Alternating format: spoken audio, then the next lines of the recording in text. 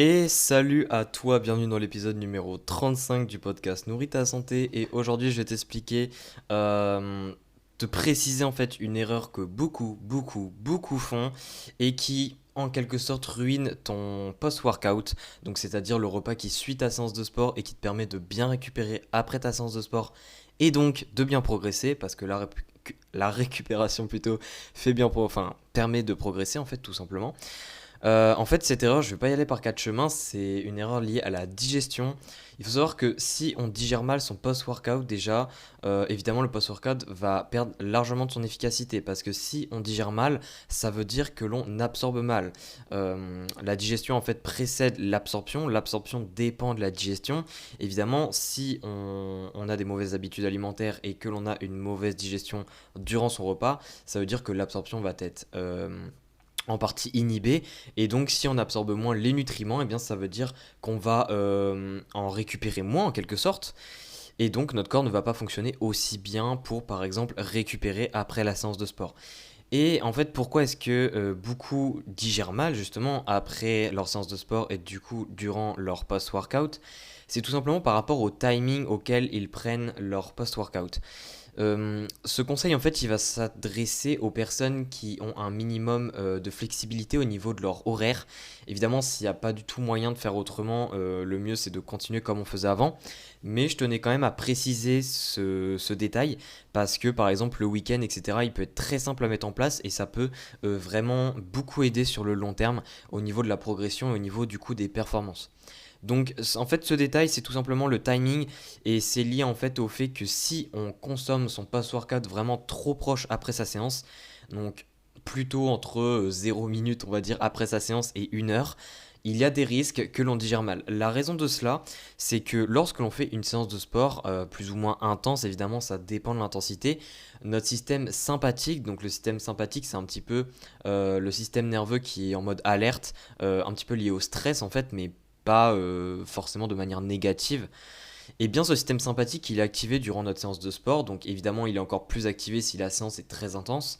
Et évidemment quand on finit la séance de sport, notre corps ne passe pas directement en 2 secondes du système sympathique, donc d'une activation majoritaire du système sympathique à une activation majoritaire d'un système parasympathique, qui est lui plutôt le système en mode repos, en mode digestion, etc.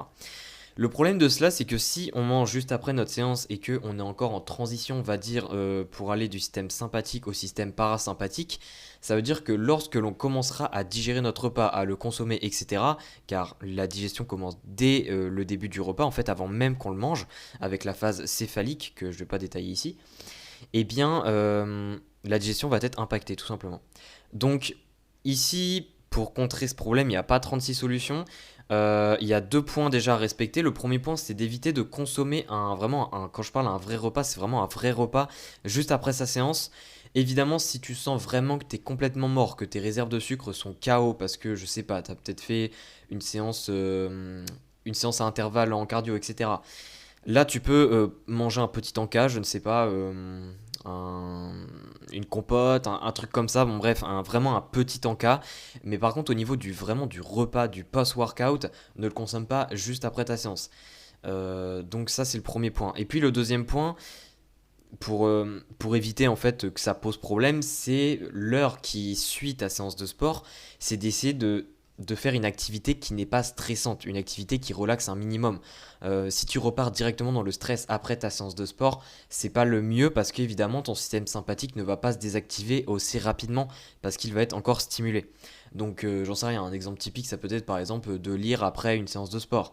Et puis au bout de 45 minutes, 1 heure, et bah tu prépares ton repas tranquillement et puis comme ça au moins ton système sympathique aura quasiment totalement été désactivé parce qu'il est jamais réellement désactivé et ça te permettra de mieux digérer.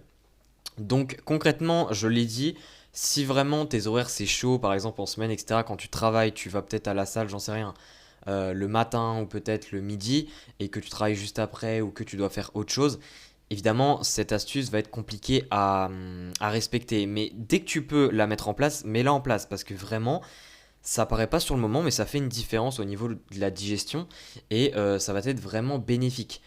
Donc, les deux seuls points à respecter ici, c'est vraiment essaye d'attendre entre 30 minutes et 1 heure, c'est déjà bien après ta séance, le temps de relaxer ton système sympathique, c'est-à-dire de le désactiver progressivement. Et puis pour permettre, on va dire, d'accélérer le process, le mieux c'est de ne pas faire quelque chose de stressant, de faire quelque chose plutôt de relaxant après ta séance de sport pour pouvoir justement après manger ton repas dans des conditions plus cool, on va dire. Donc voilà, c'était un podcast assez court. Je voulais juste parler de ce point-là, mais pour moi, ça me paraît super important. Du coup, je voulais en faire un podcast carrément dédié. N'hésite pas à me suivre sur les réseaux si tu veux plus de contenu de ce type. N'hésite pas également à partager le podcast, en plus il est pas long cet épisode-là, à tes amis sportifs qui peut-être feraient cette erreur parce que c'est beaucoup plus répandu qu'on le pense. Et puis encore une fois, n'hésite pas aussi à mettre 5 étoiles si tu es sur une plateforme où tu peux noter, ça me fait extrêmement plaisir. Et d'ailleurs, si tu peux me donner aussi un retour écrit par exemple en message privé sur Instagram, c'est avec plaisir aussi, je le lirai avec plaisir. Et puis du coup, bah, on se dit à la prochaine et évidemment le plus important, je compte sur toi pour mettre tout ça en place parce que sinon il n'y a pas de résultat. Donc je compte sur toi et on se dit à la prochaine. Allez, ciao ciao.